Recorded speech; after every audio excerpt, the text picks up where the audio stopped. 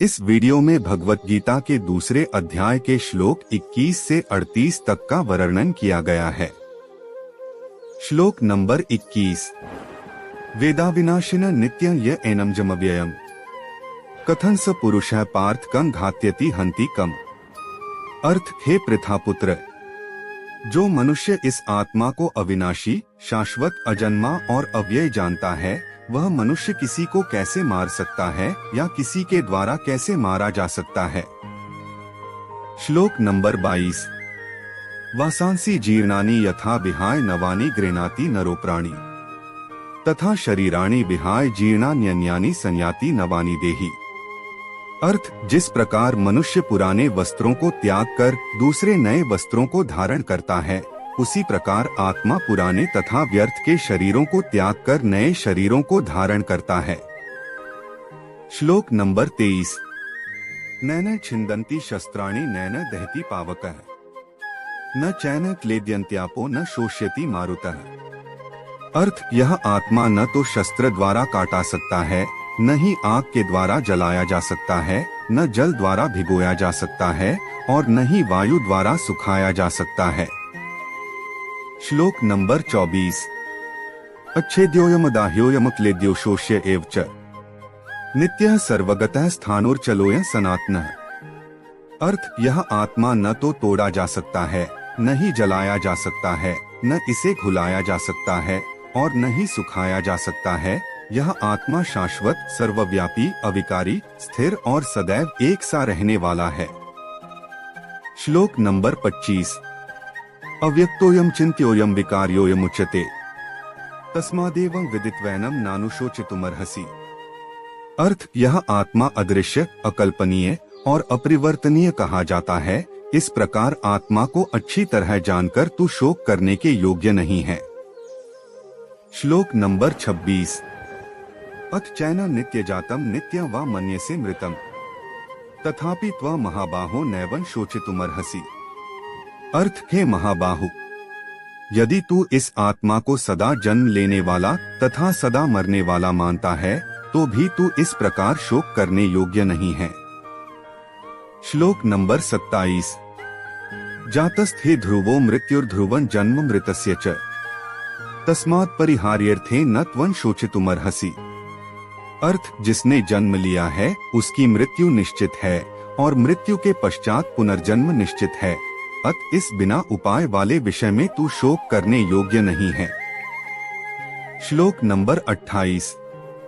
अव्यक्तादीनि भूतानि व्यक्त मध्यानि भारत अव्यक्त निधनान्येव तत्र का परिदेवना। अर्थ, हे भरतवंशी, संपूर्ण प्राणी जन्म से पहले अप्रकट रहते हैं और मरने के बाद भी अदृश्य हो जाने वाले हैं। केवल बीच में ही इन्हें देखा जा सकता है। अत शोक करने की कोई आवश्यकता नहीं है।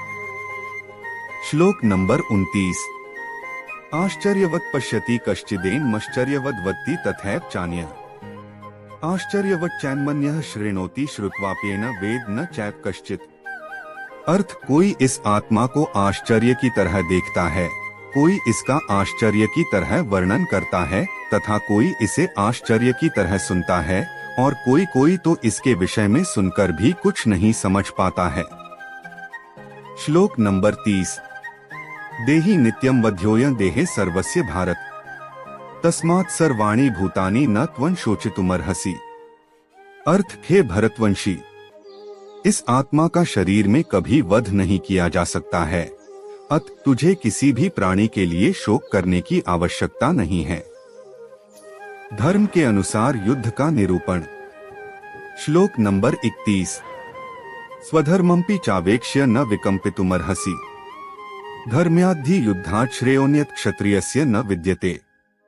अर्थ, हे अर्जुन, क्षत्रिय होने के कारण अपने धर्म का विचार करके भी तू संकोच करने योग्य नहीं है, क्योंकि क्षत्रिय के लिए धर्म के लिए युद्ध करने के अलावा अन्य कोई श्रेष्ठ कार्य नहीं है। श्लोक नंबर 32। यदृच्छया चोपन्ना स्वर्गद्वारं पावृतम् सुखिनः क्षत्रियाः पार्थ लभन्ते युद्धमीदृशम्। अर्थ, हे पार्थ, वे क्षत्रिय भाग्यवान है जिन्हें इस युद्ध के अवसर अपने आप प्राप्त होते हैं, जिससे उनके लिए स्वर्ग के द्वार खुल जाते हैं। श्लोक नंबर 33। अथ चेत्त्वमिम धर्मे संग्राम न करिष्यसि ततः स्वधर्मं कीर्तिं च हित्वा पापं वाप्स्यसि। अर्थ, किंतु यदि तू इस धर्म के लिए युद्ध नहीं करेगा तो अपनी कीर्ति को खोकर कर्तव्य कर्म की उपेक्षा करने पर पाप को प्राप्त होगा। श्लोक नंबर 34। अकीर्तिं चापि भूतानि कथयिष्यन्ति ते व्यया संभावितस्य चाकीर्तिर्मरणात्तिरिच्यते।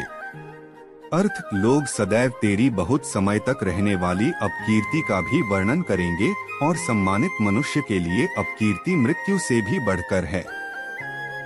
श्लोक नंबर 35। भयाद्रणादुपर्तम मन्स्यन्ते त्वा महार्था है येषा च त्वं बहुमतो भूत्वा यास्यसि लाघवम्। अर्थ, जिन जिन योद्धाओं की दृष्टि में तू पहले सम्मानित हुआ है वे महारथी लोग तुझे डर के कारण युद्धभूमि से हटा हुआ समझकर तुच्छ मानेंगे। श्लोक नंबर 36। अवाच्यवादांश्च बहून् वदिष्यन्ति तवाहिता है निंदन्तस्तव सामर्थ्यं ततो दुःखतरन्नु किम्।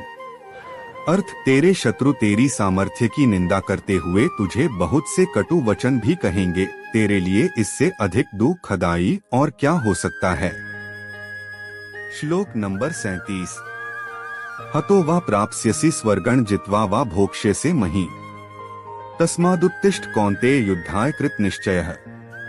अर्थ, हे कुंती पुत्र, यदि तू युद्ध में मारा गया तो स्वर्ग को प्राप्त करेगा और यदि तू युद्ध जीत गया तो पृथ्वी का साम्राज्य भोगेगा।